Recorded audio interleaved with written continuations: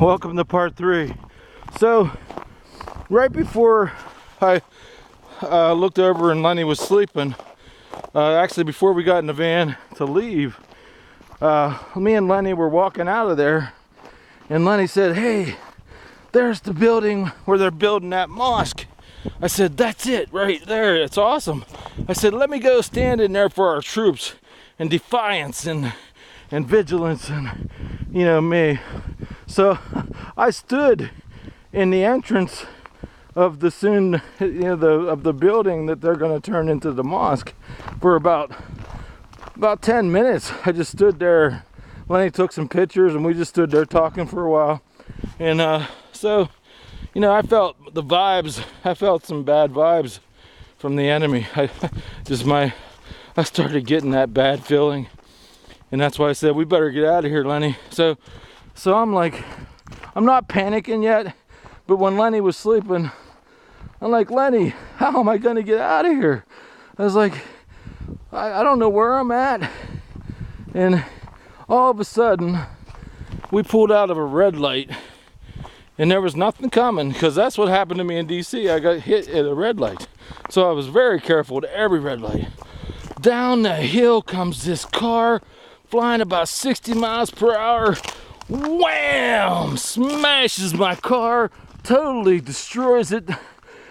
And so here I am in the middle of Harlem, in the middle of this intersection where there's hundreds of people. No one got hurt, miraculously. It was an Islamic taxi driver.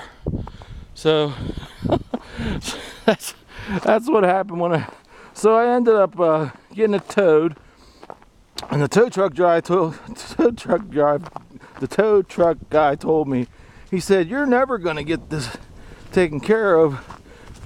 He said, the insurance company for this taxi cab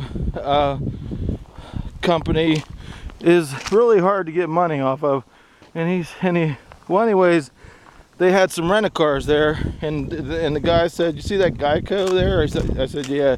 He said, "Well, you can take this rent-a-car to any Geico in America, and you can return the rent-a-car there." I was like, "You got to be kidding me! I'm out of here. I'm not staying. I'm not going to go through what I went through in DC that week, you know, stranded in New York." So I got this rent-a-car, took Lenny home, drove all the way home. Called a Geico dealer 2 days later. No, I called the rent-a-car company, and they said, "Oh, Mr. Ronzio, that tow truck guy told you the wrong thing. You have to bring that back to New York." I said, "You gotta be kidding me." I said, "I can't drive back to New York. I'm terrified. Can you guys meet me on the Jersey Turnpike?" And they said no. So on the way back with the rent-a-car, and they said, "Oh, well, by the way, Mr. Ronzio, you have to get it insured." I'm like, "What?" I'm like, "Yeah, right, that didn't happen." But anyways, I said, it was Flag Day when I returned the car to New York, and so I made a new plan to stop at Gettysburg. But I didn't walk with the flag.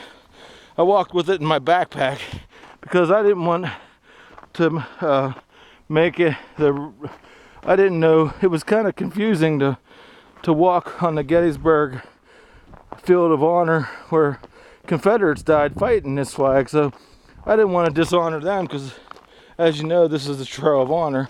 So I got to stop at Gettysburg anyway, because when I was out there with Ralph, we wanted to go and I didn't get to go. So this year's been one crazy, 2010 was the year of the Patriot. And go to my website, www.electronzio.com, and go to my MySpace page. Take the time to go back through all my blogs if you ever get a chance on MySpace, because my blogs on my website, I started the website in 2006, but my website guy didn't let me blog until like 2008. So all the way, this whole Trail of Honor is on MySpace. So check out all my blogs on MySpace, my Ben Franklin printing press, as I call it, with the pictures and videos and everything. So I'm gonna end this out just talking to you guys.